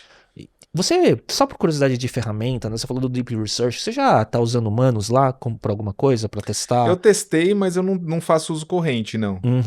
Para ver essa questão de quase um papel de um agente, né? Trabalhando num projeto específico que você designa para ele. Eu acho que tem sido, cara, essa próxima fronteira de você sair de um LLM único e você ter uma horizontalidade de potenciais projetos que você pode criar, né? Perfeito, com certeza. Com certeza, eu acho que tem, mas assim, para o que é o core de uma instituição de ensino, que tem muito pesquisa, né? O Deep Research do ChatGPT ou do Gemini já ajuda muito, né? Assim, ele realmente já faz uma boa parte do trabalho. Depois você precisa transformar a pesquisa em plano de aula, que também você usa muito bem LLM para isso, porque existem alguns... É o tipo de coisa que existem algumas regras de negócio, né? Uhum. Que você consegue imputar no modelo e você consegue transformar aquilo em planos de aula, por exemplo. E depois você tem um terceiro passo, que é o passo de conectar isso com os especialistas, né? Porque pra gente, assim, vai continuar sendo muito importante que o conteúdo venha do Léo, Sim. venha do Pedro ou da Luísa, né? Mesmo que todo o processo, até ele ligar a câmera, a gente tem usado muito de inteligência artificial. Que você tirou 70% do trabalho braçal que seria feito de qualquer forma. Exatamente. Até vir essa questão autoral na última camada, né? Exatamente. E aí eu mantenho o trabalho intelectual, Uhum. né? Porque muita parte do processo de pesquisa, pô, é braçal mesmo, Sim. né? De ficar caçando link, de caçando Sim. paper, etc. Então, puxa, se eu consigo passar essa parte, e aí eu tenho meus designers instrucionais, que eles estão de fato fazendo trabalho intelectual, né? De ler aquilo, de entender a veracidade daquela fonte, de conectar com entrevistas que estão fazendo com experts para ver se as informações estão batendo, puxa, é o melhor dos mundos, né? O que você olha, né, em relação com esses aprendizados, né, de como usar IA e essa camada humana para dar esse último passo de uma forma mais ampla no mercado, né? Como que você enxerga esse profissional do futuro na era da IA, né? Quais são os principais? Porque quando a gente fala sobre IA e eu falo com outros empreendedores, outros founders, né, onde IA está sempre presente no processo de transformação do negócio, né? Onde você vê essa questão do papel do profissional, do skill que ele tem que ter e qual é o lado humano que é insubstituível? Ó, um período que tem muito achismo ainda, né? Sobre como as coisas vão de fato se desenrolar. A minha visão é que absolutamente todas as profissões, principalmente profissões assim, né, de escritório, você vai ter uma boa parte do trabalho feito em colaboração com a AI, né? Então, eu acho que a gente vai naturalizar, os produtos vão melhorar e a gente também vai ganhar mais proficiência para entender isso como um processo de cooperação. Perfeito. Né? Como isso vai se dar em cada função, cara, é do que está acontecendo agora. Cada função está criando a sua base do que ela vai ser daqui a 1, 2, 3 anos. E está sendo organicamente por tentativa e erro por quem está operando, né? Ao mesmo tempo, eu acho que a gente vai viver um período em que empatia vai ser algo muito importante, porque eu acho que a gente vai se ver com a nossa inteligência relativizada, né? Nós que sempre nos consideramos, né, os seres mais inteligentes já existentes, eu acho que a gente vai se ver gradativamente nesse lugar de tipo, puxa, cara, eu não sou tão inteligente assim para essas coisas aqui que eu achava que eu era. Sim. E é uma briga que a gente já sai perdendo. Então, assim, quanto antes você aceitar, melhor. Mas existem uma série de outras inteligências, né, que vão ser muito importantes. Então, por exemplo, a empatia, principalmente num cenário de insegurança de trabalho, de insegurança em relação à minha posição, ao que eu sou capaz de fazer, ao que eu não sou capaz de fazer, a minha inteligência, super importante. A capacidade de você desenvolver estratégias de aprendizado, né? Então, como todo mundo vai precisar, e né? Já é uma necessidade, mas vai precisar continuar aprendendo, porque essa fundação do que é o trabalho no futuro também está acontecendo agora. Exato. Então, cara, como que eu aprendo? Qual que é o melhor jeito de eu aprender?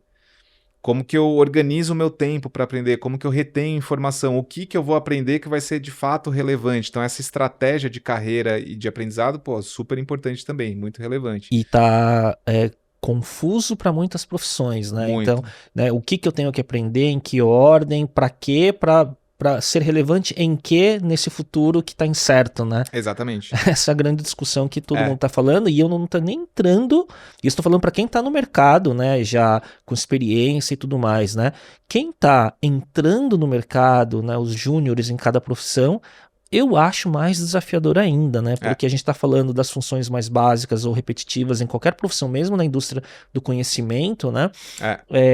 Que daí são os primeiros a serem substituídos, né? De certa forma, né?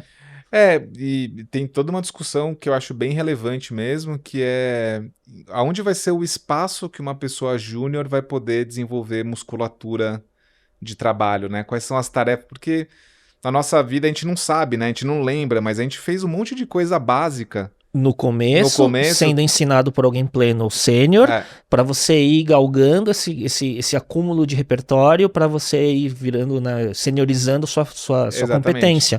Só que essa função júnior treinada, em muitas profissões, já é automatizada. Vai ser mais difícil. Por IA, né? Eu tô na indústria criativa, de inovação e tudo mais. Então, sempre que eu falo, né, com os empreendedores, o pessoal que está olhando como melhorar a eficiência, todo mundo está falando muito nesse lugar do profissional mais sênior com repertório e que sabe cooperar bem trabalhando com IA, né? Totalmente. E esse é o lugar que todo mundo está olhando nesse ganho de eficiência, de certa forma, e que cria esse desafio. A gente está falando dos júniores entrando no mercado, saindo da universidade ou tudo mais, e eu falo, tem uma filha de 15, então qual é o futuro do trabalho? Né? Então, essa preocupação, né? É uma preocupação legítima que eu acho que ninguém tem a resposta ainda, mas é isso, né? Se você vai ligando os pontos e as tendências, é algo que eu acho que nos próximos anos vai ser algo bem crítico mesmo, assim. Sim. E talvez a gente vá precisar de mais think tanks, de mais... Cara, bom, ao mesmo tempo, todo problema gera oportunidades, né? Talvez a gente tá vendo aí também, né, uma grande oportunidade, talvez, de entender como a gente vai trabalhar com esse contingente de jovens que eles vão precisar ser inseridos no mercado de trabalho. Sim. Né? Não é uma opção. Sim. A gente simplesmente pegar a categoria de base e falar, não tem categoria de base aqui, não entra. Exato. Então é tudo, de novo, né? A transformação está acontecendo, eu acho que a única forma da gente, como empreendedores e tudo mais, é tentar enxergar pelo lado da oportunidade, né? Mas sabendo que tem muita zona cinzenta ainda a ser, eu não sei se a palavra é regulamentada, né? Mas para ser trabalhada e que o mercado vai ter que regular isso, que senão a gente pode ter problemas, né, em alguns anos, né? Na exponencialidade que acontece, né? Com certeza. Leandro, como que você equilibra, né, os seus papéis, né, hoje? Você falou que passou por esse burnout na véspera da assinatura do investimento, né? Primeiro eu queria saber como que foi esse momento, como você lidou com isso, porque acho que saúde mental do empreendedor, que tem um estigma, né, de ter que estar sempre com essa imagem, não passar vulnerabilidade é um desafio, né? Como que foi esse momento? Olha, assim, foi uma fase muito dura, né? E como eu falei, né? Esse burnout ele combinou de um processo de 18 meses de negociação de investimento. E nesses 18 meses eu tive que fazer de absolutamente de tudo para conseguir honrar, não deixei de pagar o salário para ninguém, nenhum mês, né? Mas cada mês um desafio. Cada mês um desafio, alguns meses milagres aconteceram, assim. E literalmente todo mês eu tinha que vender o que era necessário para conseguir pagar os salários. E aí, assim, bom, eu não tinha tido, né, nenhum episódio como esse, mas eu percebi que eu tava, assim, muito à flor da pele quando aconteceu uma besteira e aquilo mexeu muito comigo. E eu lembro que eu liguei pro meu sócio e quando eu liguei, né, os sócios todos estavam, de certa forma, cada um numa fase de burnout ali naquele estágio. E eu liguei para um sócio e eu liguei para ele com a ideia de desabafar. E antes que eu começasse a falar, ele começou a desabafar comigo. E eu falei, bom, acho que não é com ele que eu posso falar, né? Senão os dois explodem. Exatamente. E aí eu guardei isso, tal, isso era uma sexta-feira. Quando foi na segunda-feira, eu tinha reunião com as minhas lideranças de manhã. Isso 23? 23. Uhum. Quando eu tinha reunião com as minhas lideranças toda segunda-feira de manhã. E, cara, quando eu fui entrar na reunião, eu travei, eu gelei, assim, falei, eu não consigo entrar. Liguei pro meu sócio e quando eu liguei pra ele, pô, já comecei a chorar, já falei, Fê, eu não consigo, cara, pra mim não dá, não consigo entrar na reunião e tal. E ele falou, cara, sai fora então, né, toma o seu tempo, etc.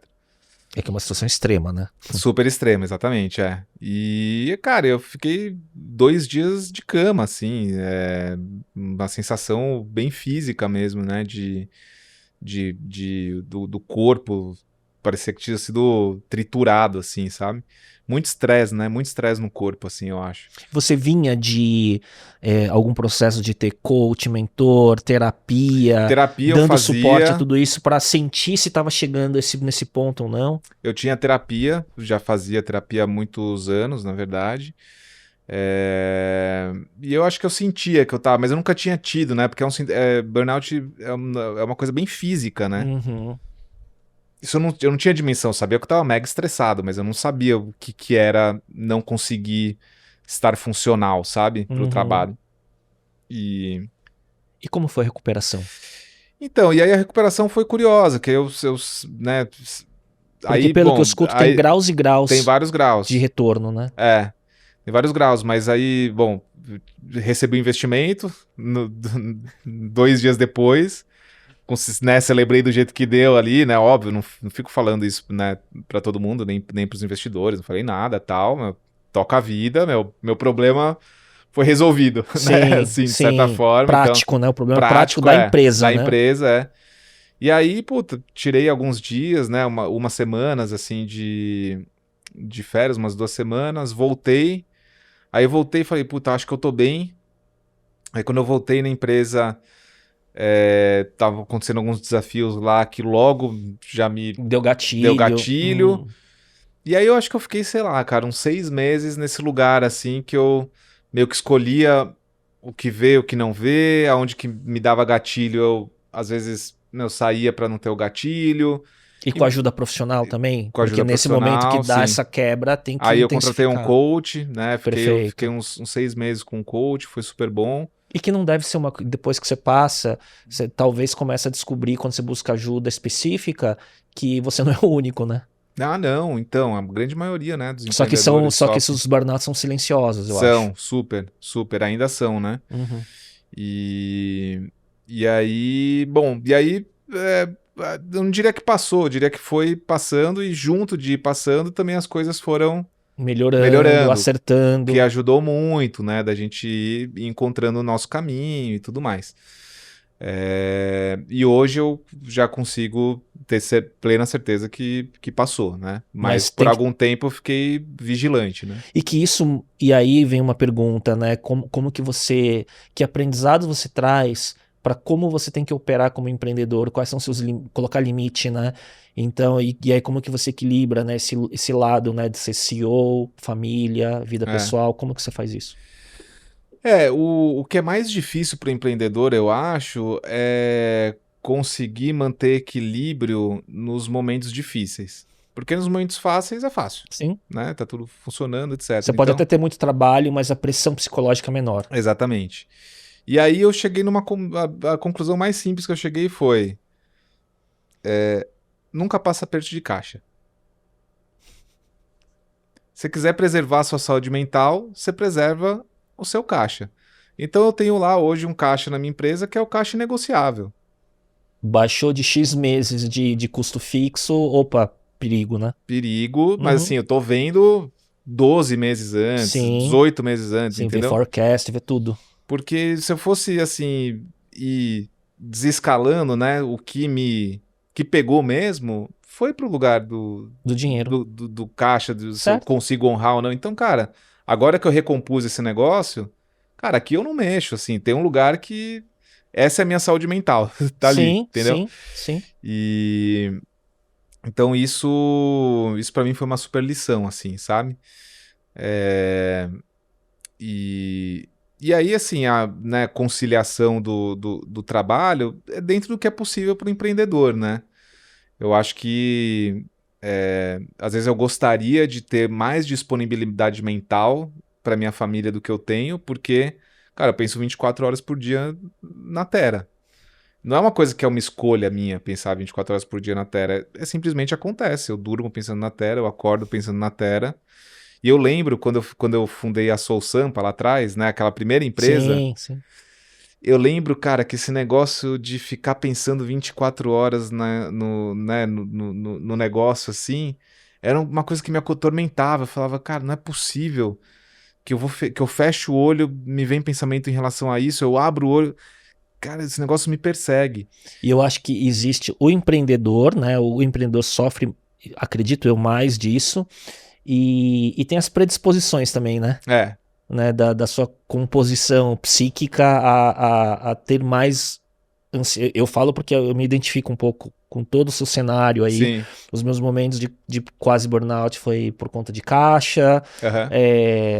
Enfim, as questões são as mesmas. Temos família, tem filho e tudo mais. Mas por mais que você trabalhe, você pode minimizar o efeito colateral. Mas não dá para mudar a característica, né? Exatamente. E eu acho que tem um pouco dessa aceitação, né? Que eu realmente acho que a única forma de eu parar de pensar na Terra é não estando na Terra.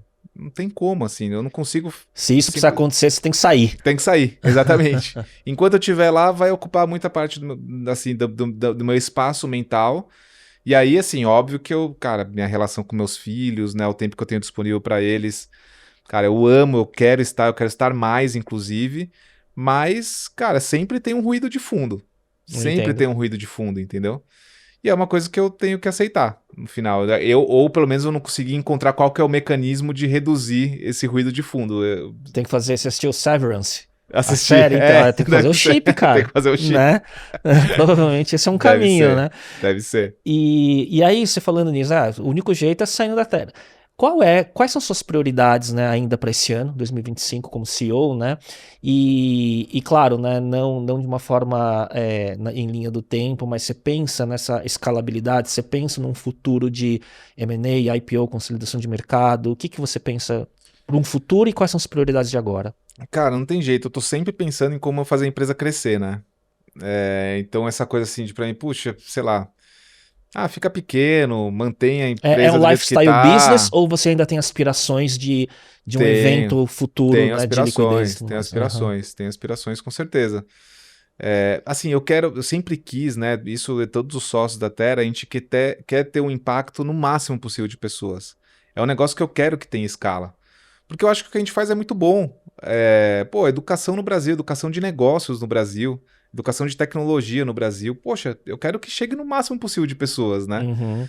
Então, e eu acho que é difícil conseguir fazer isso como uma empresa independente. É possível.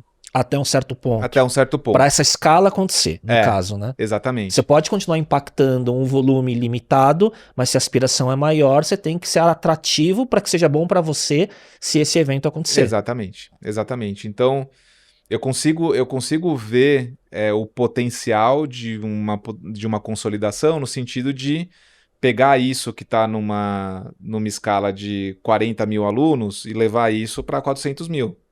Ou para 1,5 milhão. Eu acho que isso é realmente algo que como sócios, a gente gostaria. Assim, a gente fala, puxa, a Terra conseguiu chegar a 1 milhão de estudantes. Puta, sensacional. É a coisa que, na verdade, até mais nos encanta. Impacto. Mas pelo que você falou, desde o início da sua tese da Terra, lá de 2016, provavelmente o impacto não perdendo a marca. Não perdendo a marca, exatamente. Essa marca deveria coexistir se tiver uma consolidação. Exatamente. Eu acho que sim. E eu acho que, assim, de novo, né? É um ativo. É um ativo realmente do negócio a marca, né? É algo que, inclusive, né, falando sobre prioridades, eu quero investir cada vez mais em marca e menos em performance. Porque eu acho que, assim... Que é uma tese muito falada hoje em dia... Cada vez mais, que a gente viveu períodos onde a aquisição estava muito ligada à performance em qualquer segmento, tá? Quando você vai adquirir cliente, base e tudo mais. E hoje fala-se muito sobre, mas se você construir marca forte, a aquisição fica mais barata. Muito mais. Né? Em qualquer segmento, né? Em qualquer segmento. E aí branding ficou sexy de novo. Educação, né? Pô, você vê, assim, você precisa que... Não, vou fazer um comparativo, não comparando a Terra com Harvard, mas pega Harvard. Pô, Harvard precisa... Falar que é melhor? Falar que é melhor? Não precisa. Né? As pessoas vão lá e compram o moletom de Harvard e usam no trabalho, né? Então você quer levar a marca da educação para onde você vai, né? Se é uma marca que, de fato, você tem uma relação afetiva e que contribuiu para você. Então a gente quer investir mais nisso. Mas hoje, assim, eu acho que a gente está, de novo, né? Dentro do contexto todo que eu comentei, etc., eu acho que a gente está numa fase muito boa. Que é um negócio que, puxa, opera no azul, cresce, um segmento que pouca gente consegue operar em escala, né? Como eu falei, ou que leva tempo para você conseguir aprender a operar em escala. Então, nosso foco é fazer, assim, é realmente conseguir viver essa próxima fase aí, que eu acho que vai ter uns 2, 3 anos, que é como que a gente vai se transformar numa powerhouse de educação em AI, né? Pegando tudo que a gente construiu e fincando esse lugar. E aí, se a gente continuar sendo relevante para as pessoas, se a gente continuar sendo um bom negócio, né, com os indicadores certos, se a gente não precisar de caixa, etc., eu acho que em algum momento, É provavelmente... uma consequência. É uma consequência e a gente vai poder, eventualmente, escolher se a gente quer ou não, Uhum. né, um caminho E de não tem consolidação. que, né? E não Porque ter senão vai bater no muro, né? E todo mundo feliz tocando o negócio, né? Eu feliz como CEO, meus sócios, cofundadores felizes tocando, o Quantos time. Somos...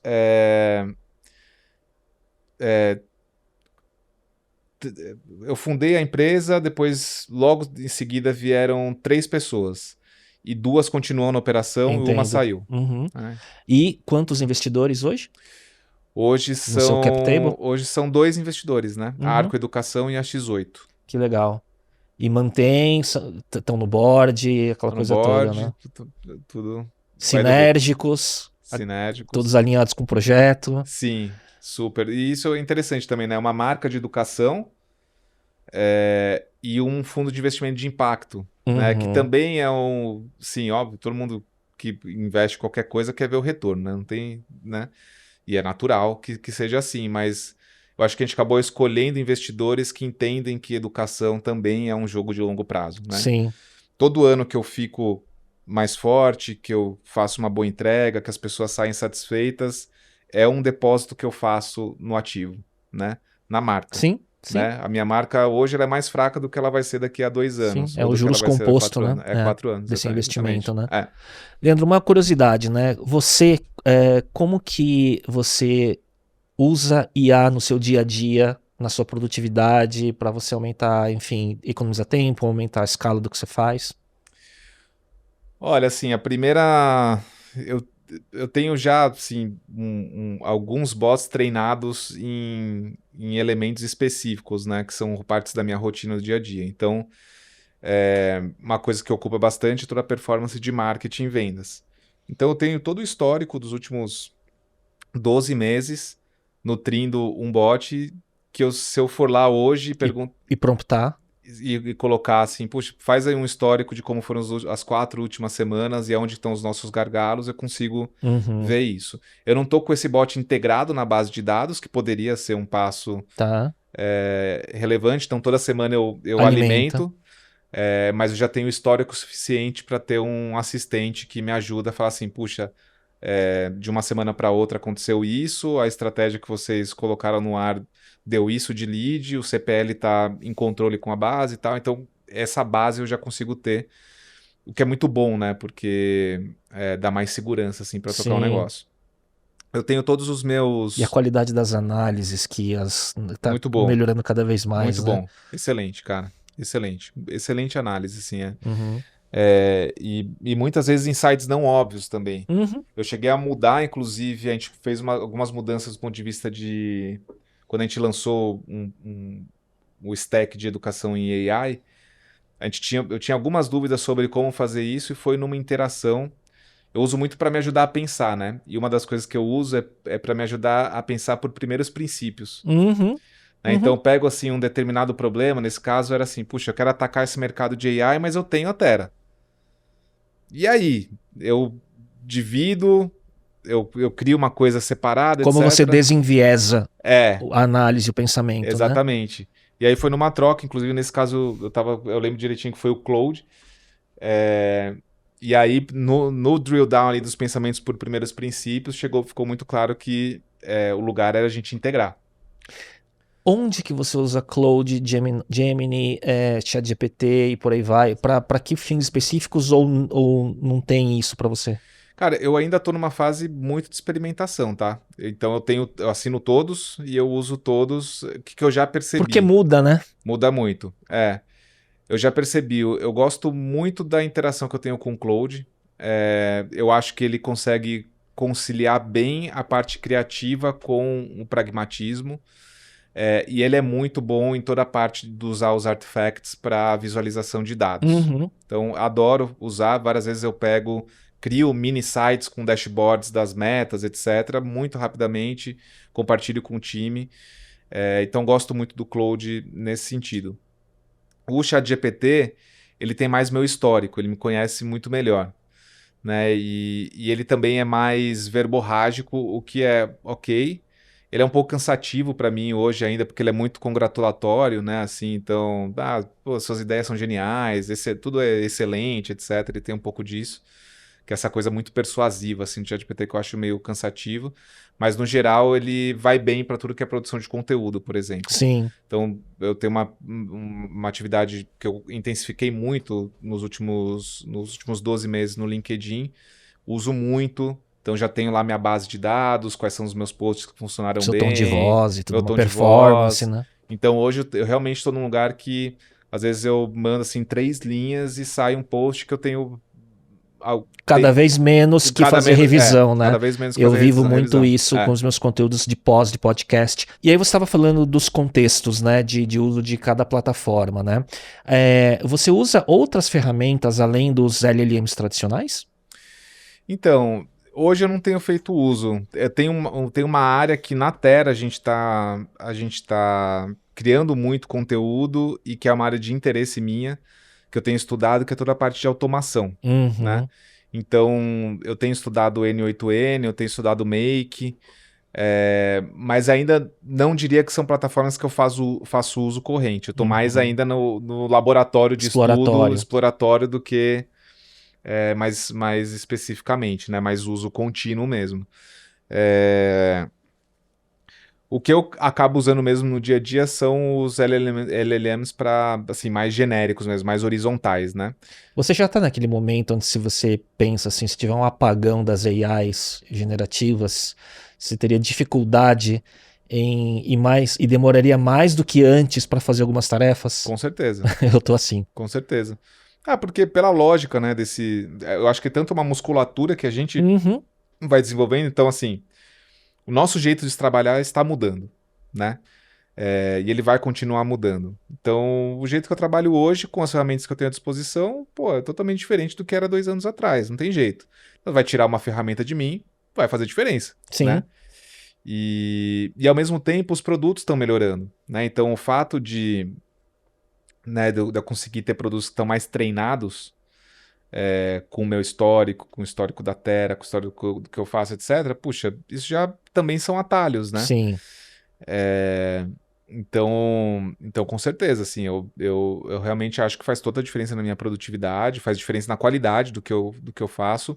Cara, influencia a estratégia da empresa, muitas vezes as trocas que a gente consegue ter ali, porque eu acho que tem associações não óbvias que, se você consegue usar essas ferramentas para pensar e não só para entregar, né? Não só uma coisa transacional, mas como que você usa aquela oportunidade para olhar temas e problemas e dados por ângulos não óbvios, é muito legal.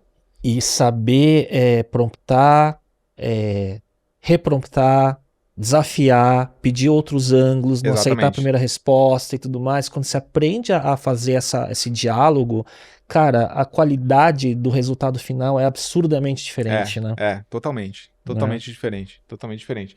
Mas a maioria das pessoas ainda tá assim, usando como uma caixa de busca, né? Do primeiro prompt, o prompt curto, sem muito contexto, né? Tem essa expectativa de que, por que a inteligência artificial, então tem que ser rápido. A primeira resposta. Eu escrevo pouco e tem que vir uma coisa perfeita, né? Então, acho que é parte desse processo de educação, né? Que a gente tem mesmo. E aí que estão as oportunidades, né? Pra reta final, Leandro, você, como um cara que desde a Endeavor estava desenvolvendo, né, toda uma estrutura de conteúdos, né, você tem muita referência e repertório. Quais são os livros, podcasts que você tem consumido nesse seu momento que você traria como referência aqui? Boa. Olha, esse ano eu li 2 livros totalmente diferentes, mas os 2 eu gostei muito e conversam muito comigo e com a Terra também. Um chama Supremacy, que é a história... Foi o Financial Times Book of the Year do ano passado. E é a história de como OpenAI e DeepMind começaram e aonde chegaram até hoje nessa busca pela AGI. Então conta a gênese mesmo dos laboratórios de inteligência artificial, em que momento que o idealismo deles encontrou com as Big Techs e que eles acabaram sendo incorporados, e junto da personalidade dos dois fundadores, né, do Sam Altman e do Demi Hassabis, né, da DeepMind. Muito bom, assim, eu falo assim, se for sair um livro, se for sair um filme sobre tudo que tá A gênese rolando, da AI generativa. esse é o livro que vai ser baseado nesse livro. E a gente vem de uma época onde lembra do Sam Altman como presidente da Y Combinator, Exato. né? Pós-Paul Graham, né? É. Que foi a segunda geração praticamente, né? Da Y Combinator de liderança, né? E aí, de repente, ele aparece como Pois é. esse cara para dominar o mundo, né? Com o OpenAI, né? Meio assustador, né? Meio assustador até quando você vê as entrevistas dele, assim, você não sabe se é um personagem que ele incorpora às vezes, porque ele não era assim antes, né? Ele era um cara de comunidade, da aceleradora e tudo mais, né? Muito doido. E o segundo, que também foi uma indicação, inclusive, de um convidado no podcast que eu comentei que eu tô fazendo, né? Que eu tô como host, e que eu amei o livro, que chama Unreasonable Hospitality, que é de um cara que chama Will Guedara, e ele foi General Manager do Eleven Madison Park, que foi o restaurante que virou, por algum tempo, foi o melhor restaurante do mundo. E é toda a história de como ele construiu a vida dele na indústria de alimentação, de restaurantes, etc. Mas quais são os valores que fizeram com que o Eleven Madison Park saísse de um bom restaurante para o melhor do mundo. E isso passa muito não só pelo produto final, que é a comida, mas a experiência, o serviço. Que legal. E além do serviço, né? O que vai além, assim, que é a hospitalidade mesmo, né? Então, é muito legal. Um livro super, super gostoso de ler também. Antes de você entrar em dicas de podcasts também que você tem acompanhado, quando você falou do primeiro livro, né? E você falou essa batalha pela busca da AGI e tudo mais, o que você acredita sobre esse futuro da evolução da IA do ponto de vista de superinteligência, autociência e tudo mais? Cara, Porque tem um lado que é a nossa, onde a gente acha que a tecnologia vai chegar, e tem um lado filosófico da história também, com certeza, né? Com certeza. Bom, como uma pessoa não técnica, né? Eu acho que quem vai lá construir os modelos vai saber melhor, mas eu sigo essas pessoas, né? Então eu sigo muito o Dario Amodei, por exemplo, né? Que é o fundador da Anthropic. Onde está também o Mike Krieger. O Mike Krieger, exatamente. E eu gosto muito da visão dele, assim, né? O que ele traz?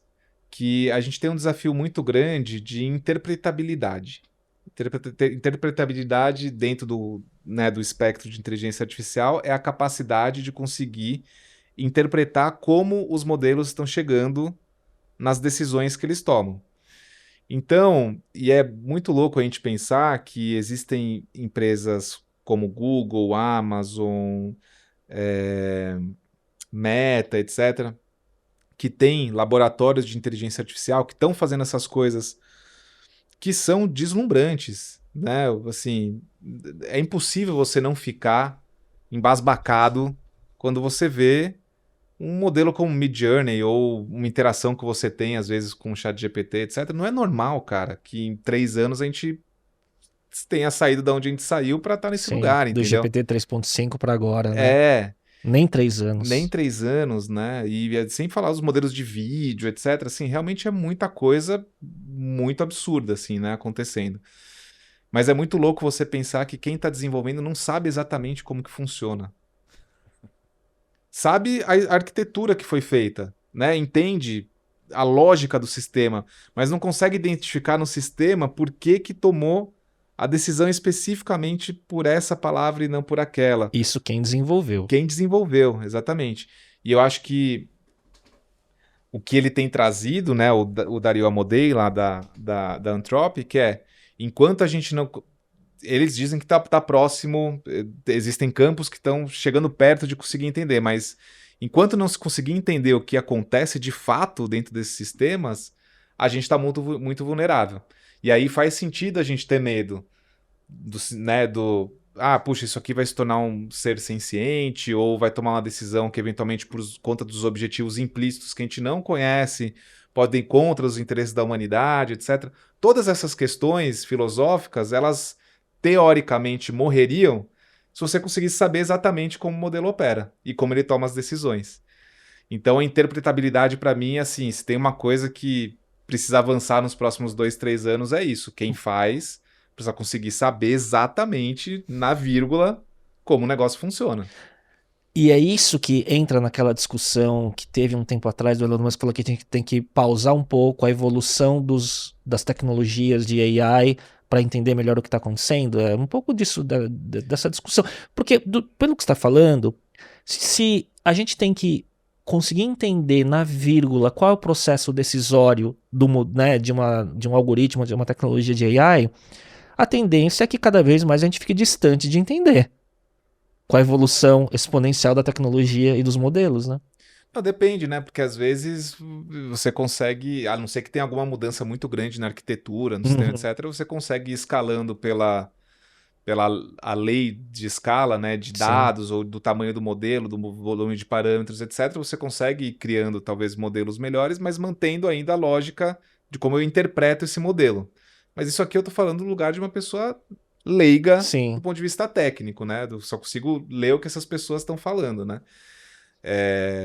Tomara que isso seja possível, porque se ficar mudando e aí a gente sempre precisar descobrir um novo modelo, uma nova forma de fazer a interpretação desse modelo, etc., realmente vai ser difícil a gente conseguir ter previsão, né, sobre... Esse lugar de não saber, ele gera essa discussão filosófica apocalíptica, às vezes, né, do não saber onde pode levar, né? Isso.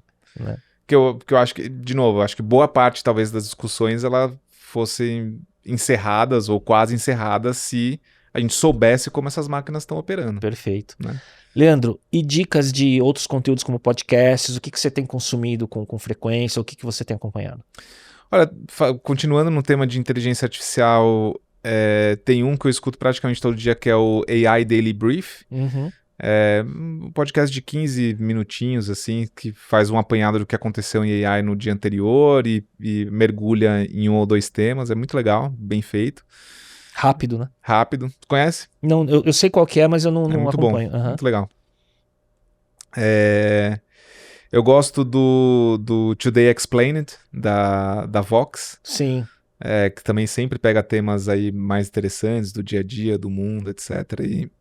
E tem um roteiro muito bom, né? Muito legal. Que de lá saiu aquela Cleo Abraham, que também tem um canal no YouTube muito bom de explicar o que tem por trás das tecnologias e da ciência e tal. Né? Exato. E é isso, assim, eu também não tô ouvindo muito podcast recentemente, assim, como eu também tô numa coisa de produção, etc., não tá dando muito tempo de ouvir. E às vezes o consumo é específico, né? Eu quero ouvir aquele tema daquela pessoa nesse podcast por um contexto único, né? Exatamente. Muito legal.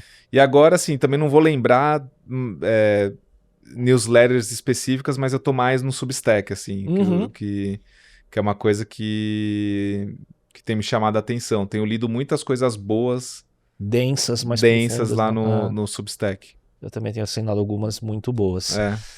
Leandro, queria te agradecer por esse update de, acho que mais de uma década, talvez, do que a gente se conhece e retomou hoje. Parabéns pela jornada de resiliência, né? Porque é muito sobre isso, né? Das janelas de oportunidade surgirem quando você tá lá vivo, né? Enfim, empolgado. Eu acho que, cara, vocês estão chegando numa década, né?